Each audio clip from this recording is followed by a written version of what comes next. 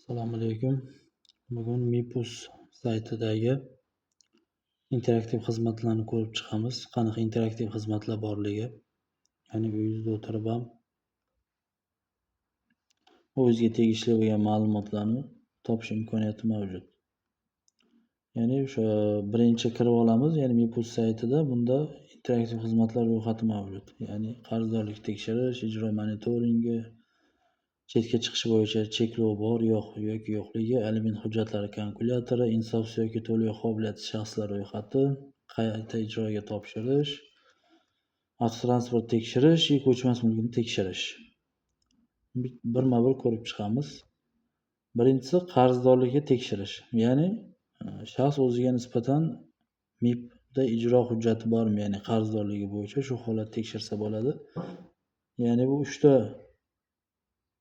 holat bo'yicha aniqlanadi, ma'lumotlar bo'yicha.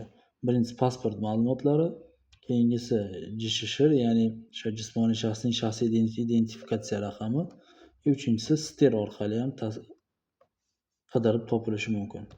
Masalan, pasportda yozamiz AA, bu yoqdan 1 2 3 4 5 6 tartib raqamida yozdik. Bu hech kimni pasport ma'lumoti emas, o'zimiz taxminan yozdik. Shundan keyin tasdiqlash kodini kiritamiz, ya'ni himoya kodi. Qidiruvni bosamiz. Shunda kelib chiqadiki, pasport raqamli fuqaroda qarzdorlik aniqlanmadi, ya'ni qarzdorlik mavjud emas. Qolgan holatlarda ham xuddi shunaqa ma'lumot beradi. Keyingi holatimiz bu ijro monitoringi. Ya'ni o'zingizga tegishli bo'lgan ijro hujjati bo'yicha ijrochi qanaqa harakatlarni amalga oshirayotganligini mana shu xizmat orqali bilib olish mumkin. Bunda ham qidiruv usullari bor. Pasport ma'lumotlari bo'yicha qidirish, JSHR bo'yicha qidirish, siter orqali qidirish. Hammasida pasport ma'lumoti yoki JSHR kiritiladi va ijro raqami kiritiladi.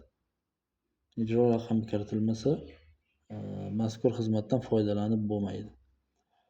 Keyin telefon raqam kiritiladi, himoya kodi kiritib qidirish bosilsa, ya'ni ushbu ijro hujjati bo'yicha, sizga tegishli ijro hujjati bo'yicha qanday harakatlar amalga oshirilgan, ya'ni ijrochi qo'zg'atish to'g'risidagi qarordan boshlab ijrochi tomonidan qanday harakatlar amalga oshirildi, rezultat qanaqa bo'lyapti.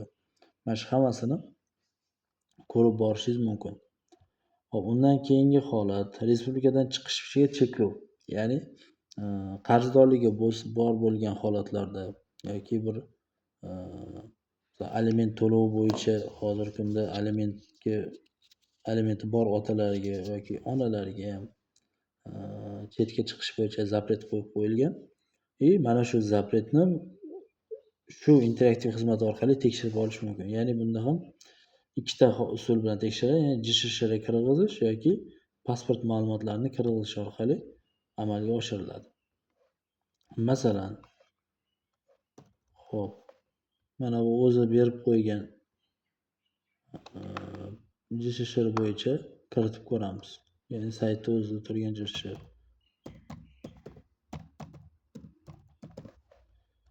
Himoya kodini teramiz va qidiruv tugmasini bosganimizda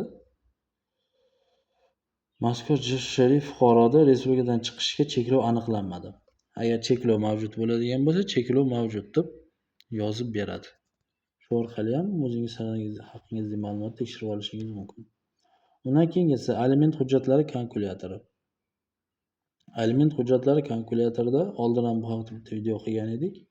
3 ta holat bo'yicha tekshirib beradi. Ya'ni alimentni har oyda to'lash, ya'ni oylik miqdor, oyligingizni kiritasiz, ishlaydigan shaxs bo'lsangiz, oyligingiz ishlaydigan shaxs oyligingizni miqdorini kiritsangiz, masalan 2 million deyilsa, bitta bolaga qancha hisoblab beradi? 500 ming. Ikkita bolaga 666 ming, 3 va undan ortiq bolaga 1 milliondan berishi belgilanadi. Bu shunga qarab oyligingizni kiritib hisoblab olsangiz bo'ladi. Alimentni oldindan to'lash. Masalan, 1 oylik alimentingiz 500 ming bo'lsa, bu yerda qancha muddatli aliment to'lashingiz bo'yicha sizga hisoblab beradi. Masalan, 1 oylik alimentingiz bo'lsa, birinchi yil, misol uchun 2021 yil yanvar oyidan 2030-yilgacha to'lab qo'ymoqchisiz. Hisoblab beradi. Общий summa 340 million so'm. 340 million 736 ming.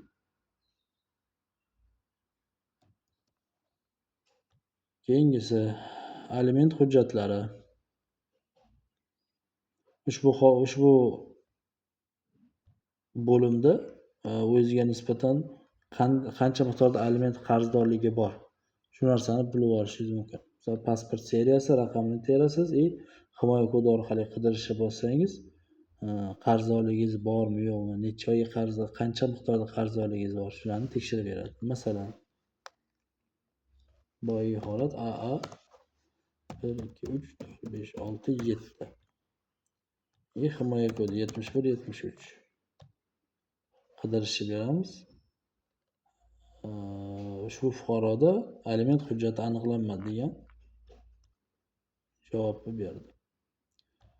Xo'p, keyingi bo'limimiz insofsiz yoki to'lovga qobiliyatsiz shaxslar ro'yxati. Ya'ni bu yuridik shaxslar va jismoniy shaxs bo'lishi ham mumkin. Ya'ni bu holatda siz misol uchun kim bilandir oldi-berdi qiladigan bo'lsangiz yoki kimgadir qarz beradigan bo'lsangiz, mana shu bo'limdan tekshirib olishingiz mumkinki, ya'ni o'sha shaxs yoki yuridik shaxsmi, jismoniy shaxsmi keyinchalik sizga nisbatan qarzini bera oladimi yoki yo'qmi? Shu holatda aniqlab olsangiz bo'ladi. Yuridik shaxsda stir raqamini teriladi. Jismoniy shaxsda esa JSHR kiritilganda, himoya kodi kiritilganda u ushbu ro'yxatda bormi yo'qmi? Ya'ni yuridik shaxslar bankrot bo'lgan bo'lsa yoki jismoniy shaxs o'zini bankrot qilgan bo'lsa, mazkur ro'yxatga kiritiladi va to'lovga qobiliyatsiz, undan oldingi qarzlarini ham to'lamagan degan ma'noda ma'lumot kelib chiqadi. Siz bunga qarab u odam bilan oldi-berdi qilish yoki qilmaslik to'g'risida qaror qabul qilsangiz bo'ladi. Xo'p, keyingi qoida qayta ijroga topshirish. Xo'p, qayta ijroga topshirish bu sud hujjatlarini va boshqa organ hujjatlarini ijro etish to'g'risidagi qonunning 40-moddasi 3-bandiga ko'ra ijro ishi qaytarilgan bo'lsa, mazkur holatlar bartaraf etilgan taqdirda qayta tiklanishi mumkin. Qayta ijroga topshirilishi mumkin. Shu bo'limdan ushbu ijro hujjatini topish va qayta ijroga topshirish mumkin.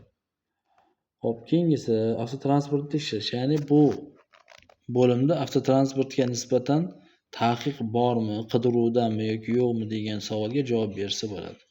Masalan, transport vositangizni sotmoqchisiz yoki bir qanaqadir boshqa ishlar tasarruf qilmoqchisiz.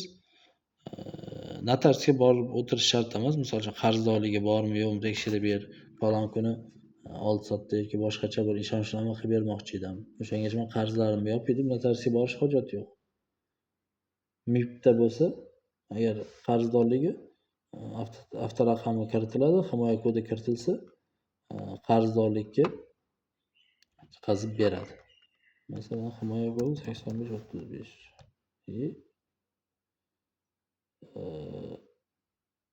bu shakl bilan to'ldiriladi. Avtoraqam shu bilan kelib chiqadi.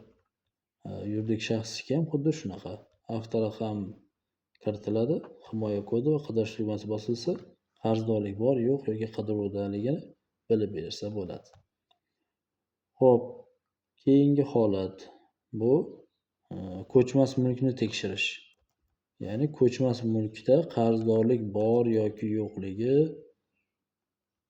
ya'ni o'sha qarzdorlik orqali zapret qo'yilgan yoki yo'qligi, o'sha holatlar aniqlanishi mumkin.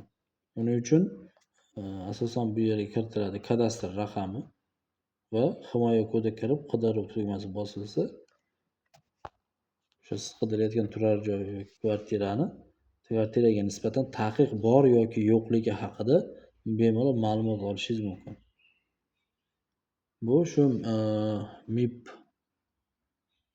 MIP.uz sayti bor.